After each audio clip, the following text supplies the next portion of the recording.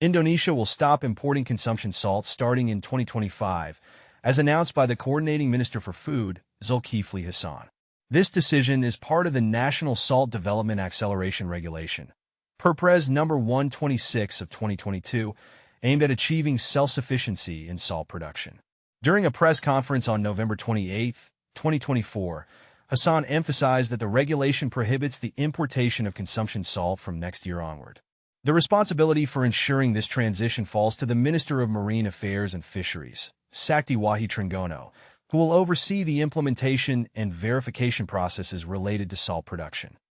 The government aims to build a sustainable model for salt production, particularly focusing on areas like East Nusa Tenggara, which are deemed suitable for salt farming.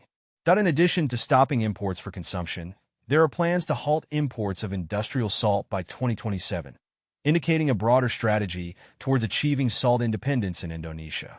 Indonesia plans to halt imports of consumption salt starting in 2025 primarily to support local salt farmers and achieve self-sufficiency in salt production. This initiative is part of the National Salt Development Acceleration Regulation, Perpres No. 126 of 2022, which aims to enhance domestic salt production capabilities and reduce reliance on imported salt. The government recognizes that one significant challenge is the quality of locally produced salt, which often does not meet the required specifications for industrial use, particularly in terms of sodium chloride content exceeding 97%. By ending imports, the government intends to encourage improvements in the quality of domestic salt, ensuring it can satisfy both consumer and industrial demands. Additionally, this move is seen as a way to stabilize prices for local salt, which have been negatively impacted by imported salt flooding the market. The government hopes that by prioritizing local production, it can bolster the income of domestic farmers and enhance food sovereignty in Indonesia. Reaksi masyarakat terhadap keputusan Indonesia untuk menghentikan impor garam konsumsi mulai tahun 2025 menunjukkan berbagai pandangan, terutama dari petani garam lokal dan konsumen. Petani garam lokal, banyak petani garam lokal mengekspresikan ketidakpuasan dan penolakan terhadap kebijakan ini. Mereka merasa bahwa kebijakan tersebut akan semakin merugikan mereka, terutama karena banyak di antara mereka yang tidak mampu memproduksi garam dengan kadar NaCl yang memenuhi standar pemerintah, 97%, akibat keterbatasan teknologi. Petani menginginkan dukungan dari pemerintah untuk meningkatkan kualitas produksi mereka agar dapat bersaing dengan garam impor. Konsumen, di kalangan konsumen, terdapat kekhawatiran mengenai potensi kenaikan harga garam lokal akibat pengurangan pasokan dari impor. Beberapa konsumen juga mengkhawatirkan kualitas garam yang dihasilkan secara lokal dan dampaknya terhadap harga di pasar. Opini publik. Secara umum, opini publik cenderung negatif terhadap kebijakan ini. Banyak yang berpendapat bahwa pemerintah perlu memberikan perhatian lebih kepada petani garam lokal dan meningkatkan kapasitas produksi dalam negeri sebelum menghentikan impor.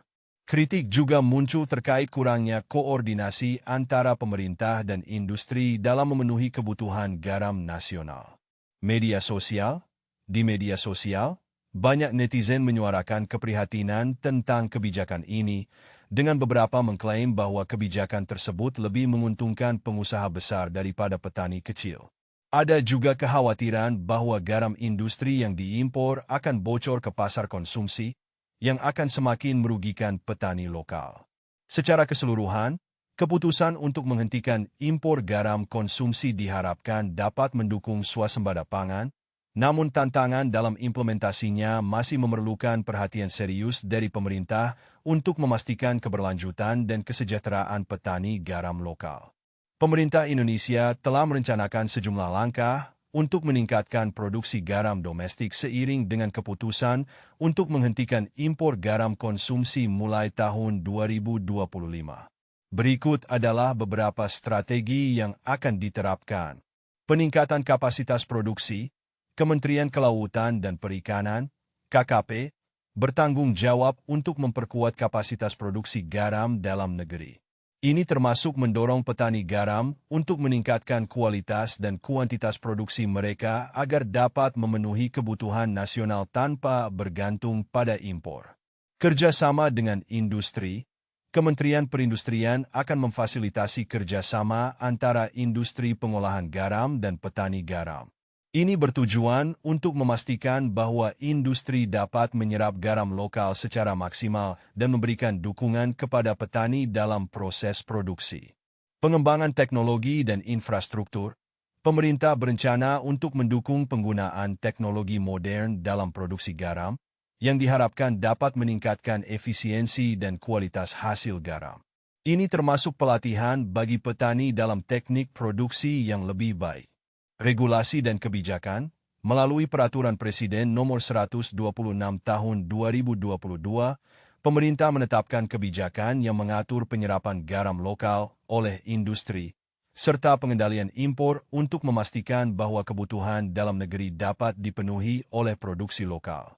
Monitoring dan verifikasi, Menteri Kelautan dan Perikanan akan melakukan koordinasi dengan kementerian terkait untuk memantau kebutuhan garam industri dan memastikan bahwa produksi dalam negeri dapat memenuhi permintaan tersebut sebelum larangan impor diterapkan secara penuh.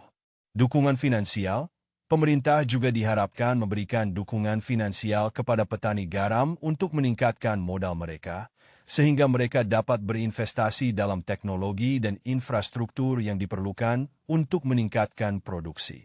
Dengan langkah-langkah ini, pemerintah berharap dapat mencapai swasembada garam di Indonesia yang tidak hanya akan mendukung kesejahteraan petani tetapi juga stabilitas harga di pasar domestik.